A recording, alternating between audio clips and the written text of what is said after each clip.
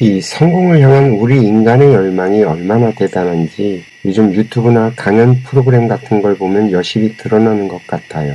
저는 태생이 우울 모드라서 그런지 밝음이나 긍정 같은 에너자이틱한 말을 잘 못하는 것 같습니다.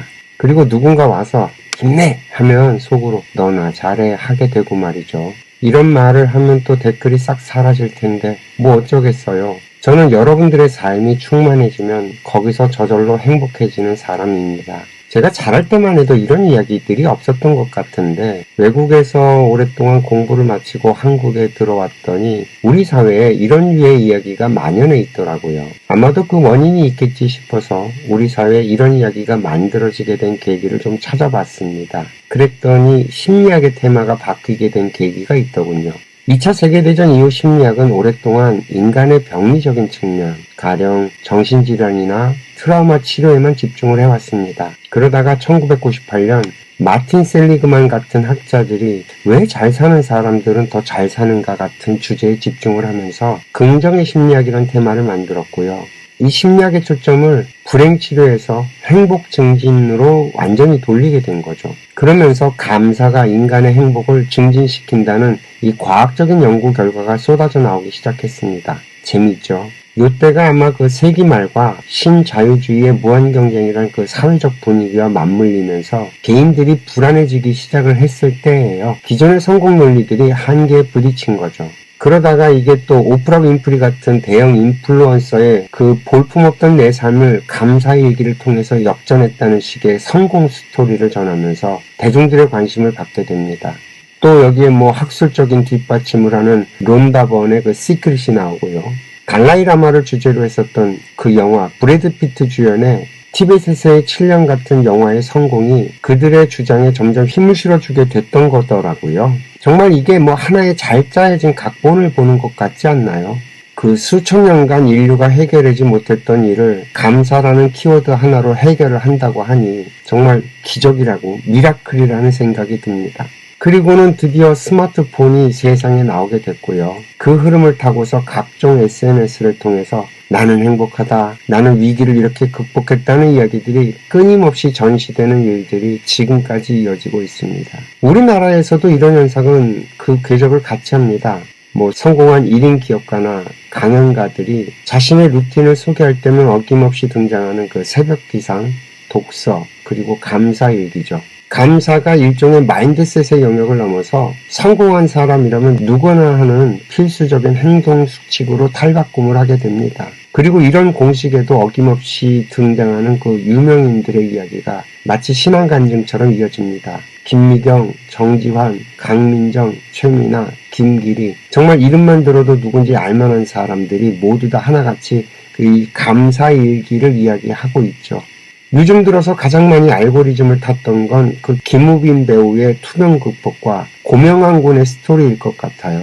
단순하게 돈벌이와 성공뿐만이 아니라 이제는 생명을 위협하는 극한 상황에서도 긍정적인 결과를 만들어낸다는 서사가 만들어졌습니다. 그리고 세상은 우리에게 끊임없이 감사하라고 주문을 합니다. 아침에 일어나 감사할 3가지를 적고 매 순간 긍정적인 마음을 먹으라고 하죠. 그렇게 노력하면 행복해질 거라고 말이죠. 그런데 이상하지 않나요? 신앙 강증도 아니고 믿습니다의 구원도 아니고 도대체 어떤 원리로 이 감사함이 나를 바꿔놓을지 여러분들은 이해가 되세요? 저는 사실 원래부터 이해가 잘 되지 않으면 움직이질 않습니다. 이 논리 구조가 참 그래요. 이걸 따지고 드는 걸로 느끼시는 분들이 많아서 어떨 때는 손해도 많이 봅니다. 아무도 저랑 친해지려고 하지 않으니까요. 이건 뭐 뇌과학적인 분석과 관찰만 봐도 분명히 의미 있는 연구 결과가 있습니다. 인간은 원래 부정 편향이 강하거든요. 그럴 수밖에 없는 것이 우리 몸이라는 게 원래부터 동물인지라 이 생존을 위해서 설계가 된 탓에 위험을 감지하고 그것을 관리하는 일에 거의 몰빵이 되어 있습니다. 그래서 부정적인 사건에 쉽게 사로잡히고 뇌를 통해서 우리 몸에 지속적으로 영향을 미치니까요. 따라서 이 긍정의 메시지를 뇌에 자꾸 전달하는 것이 분명하게 도움은 됩니다. 이건 사실이에요. 그런데 말입니다. 제가 좀 자극적으로 표현을 해서 내 앞에 똥이 한 무더기가 있는데 이 똥파리를 쫓는다고 해서 이 문제가 해결이 되나요? 이 긍정확언이나 감사일기가 뇌에 전달되는 메시지는 분명히 도움이 됩니다만 그렇다고 해서 나를 괴롭히고 나를 어렵게 만드는 이 나의 환경이 사라진 건 아니라는 말이에요. 이해가 되시겠어요? 우리가 왜 그렇게 감사합니다를 외치고 일기까지 썼는데도 마음 한구석에는 여전히 공허하고 뭔가 여전히 찜찜하게 느껴지는지 이해가 되시겠어요? 우리가 왜 진심으로 감사한 마음은 쉽게 터져나오지 않는 건지 말입니다. 우리는요, 이 똥을 치우는 방법을 찾아야지 똥파리만 쫓는 방법으로는 근본적인 해결법이 아니라는 걸 좀 알아야 할 것 같습니다. 제가 이 감사일기와 감사하기를 통해 그 신앙 간증하듯이 하는 분들의 이야기를 이렇게 들어보면서 하나 공통적으로 발견되는 것이 있더라고요. 바로 그 생각의 변화입니다. 일단 그것이 질병이 됐든 불행이 됐든 그 무엇이 되었든 내가 겪는 어려움이 어디서 오는지를 좀 알아야 합니다.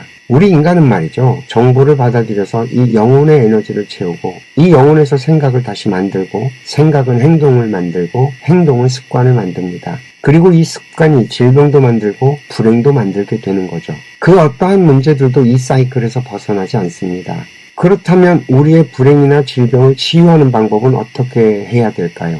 간단합니다. 다르게 생각하고 다르게 행동해서 나의 습관을 하나씩 지워나가면 됩니다. 이제 조금 원리가 보이시나요? 이게 감사하기가 됐던 감사일기가 됐던 그것이 무엇이 됐던 내 생각의 변화가 먼저라는 겁니다. 그리고 이 생각을 변화시키는 건 간단합니다. 내가 모르던 것을 하나라도 알게 되면 변화는 일어나겠죠. 그게 아니라면 변화가 일어날 만큼 정보를 받아들이면 됩니다. 저희 인생학교 듣기훈련 100일 프로젝트나 지금 듣고 계신 말하기 훈련 100일 프로젝트처럼 말이죠. 감사하기, 감사일기가 도움이 됐던 이유는 바로 이 지점이었어요. 그동안 내가 알고 있어 왔던 그 모든 것들을 찬찬히 꺼내서 다시 생각해 보는 겁니다. 그러면서 생각의 변화가 생기기 시작을 했겠죠. 그동안에는 당연하게 생각했던 모든 것들이 결코 당연하지 않다는 걸 알게 되면서 이 세상을 바라보는 시각에 변화가 생기게 됐겠죠. 그러면 당연히 보고 듣고 하는 것들에도 변화가 생깁니다. 그냥 지나치던 것들이 눈에 보이기 시작을 하고요. 그동안에 눈에 보이지 않던 것들이 나의 인식체계 안에 들어오게 되기도 하면서 나의 정보체계가 달라져 버리는 거죠. 들어오는 정보가 변하면 당연히 생각도 변하고요. 행동이 변하고 습관이 달라지고 병은 저절로 사라지게 됩니다. 불행도 저절로 사라지게 되고요. 이 원리가 좀 이해되시겠어요? 그래서 이 가장 강력한 예시가 암 진단을 받았던 환자가 다 포기하고 산에 들어가서 자신이 살아왔던 모든 방식을 다 버리고 자연과 함께 살다가 보니까 병이 나았다고 하는 이야기들 많이 들어보셨잖아요. 그러므로 우리가 가장 빠른 방법은요. 내가 그동안 살아왔던 방식을 완전히 바꿔서 거꾸로 해보는 거예요. 그러면 바로 표가 납니다. 감사하기나 감사일기가 아니라고 해도요. 원래 자연에 존재하던 자연의 치유 방식이라는 거죠. 그리고 제가 진짜 감사함이라는 것에 대해서는 이미 말하기 훈련 19일째 설명을 좀 드려놨습니다. 그러니까 다시 한번 찾아가서 들어보시고요. 이 진짜 감사함이 어떻게 올라오는지를 잠시 설명을 드려보겠습니다. 원래가 우리 영혼의 에너지가 충만해지는 방법은 딱 하나입니다. 이 영혼 자체가 비물질의 에너지이기 때문에 비물질의 에너지로만 충만해질 수 있습니다. 그 지식 정보로 새로운 것을 알게 될 때가 그렇고요.